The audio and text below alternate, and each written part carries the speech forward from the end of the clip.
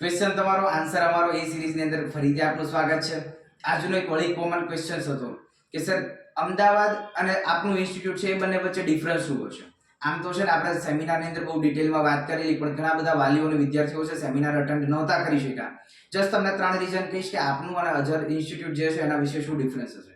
એક તો આપણો બોટાદ છે એક અલગ કલ્ચરમાંથી ડેવલપ થયેલું છે.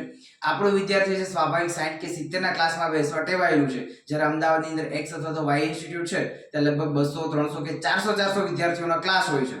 આપણો વિદ્યાર્થી સ્વાભાવિક રીતે 400 લોકોના વચ્ચે ક્યાંક ને ક્યાંક મૂંઝવણ અનુભવતું હોય છે અને દબાઈ જતું હોય છે.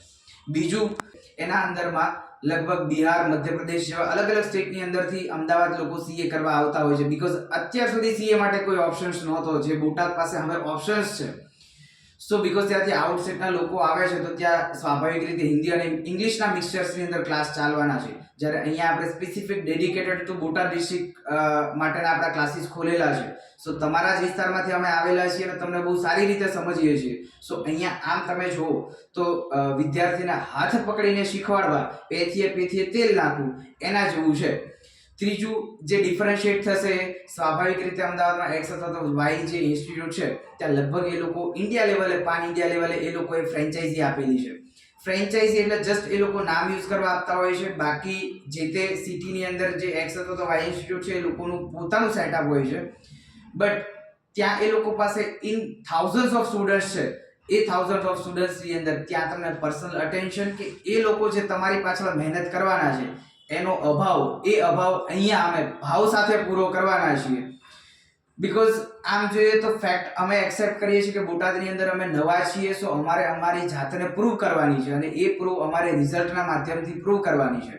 સો પહેલા વર્ષનું બેસ્ટ રિઝલ્ટ એ જ અમારા નેક્સ્ટ યરનું સફળતાની સીડી હશે. સો અમારા પહેલા વર્ષની અંદર કેન્દ્ર સ્થાને છે માત્ર ને માત્ર વિદ્યાર્થીનું રિઝલ્ટ. એના માટે જે કંઈ કરવું ઘટે, જેટલી મહેનત કરવી ઘટે એ અમે કરવાના છીએ. એક જસ્ટ તમને ટૂંકી વાત કરું અને શોર્ટમાં અગર મારે તમને આન્સર આપવો હોય તો આપણો વિદ્યાર્થી અમદાવાદ એક્સ અથવા તો વાય યુનિવર્સિટીમાં જાય છે તો ત્યાં અગર એને સીએ બનવાની ધગશ છે અને એ ધગશ એને છેક સીએ બન્યા સુધી જો જળવાઈ રહેશે તો એમાં સફળતા કે નિષ્ફળતાનું પરિણામ આવશે. બીકોઝ ત્યાં એ લોકો પાસે તો થાઉઝન્ડ ઓફ સ્ટુડન્ટ્સ છે, એ લોકોને ફેર નથી પડતો કે આપનું બાળક સીએ બને છે કે કેમ, જ્યારે અમારા માટે આપના બાળકને સીએ બનવું હશે કે નહીં હોય, એને આગળ કંઈ પણ પ્રોબ્લેમ આવશે, પણ અમારું જસ્ટ બીકોઝ પહેલું વર્ષ છે અને અમારે એ રિઝલ્ટ સાથે પ્રૂવ કરવાનું છે.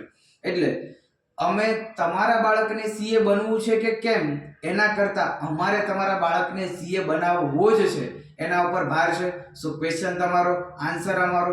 તમને હજુ પણ કંઈ ક્વેશ્ચન હોય તો ચોક્કસથી અમારો કોન્ટેક્ટ કરો. તમારા ઈચ એન્ડ એવરી ક્વેશ્ચન્સ એના આન્સર આપવા માટે અમે રેડી છે. જસ્ટ અમારું એક જ લક્ષ્ય છે, બોટાદમાંથી મેક્સિમમ સ્ટુડન્ટ્સ જે ઓછી આવક એના લીધે થઈને વિદ્યાર્થી પાછળ ઓછા ખર્ચ કરી શકતો હોય અને એ વિદ્યાર્થી સીએ ના કરી શકતો હોય, એ વિદ્યાર્થી ફર્સ્ટ અટેમ્પ્ટની અંદર કલરફુલ માર્ક્સ સાથે સીએ ક્લિયર આઉટ કરે, એ જ અમારા પ્રયત્ન છે.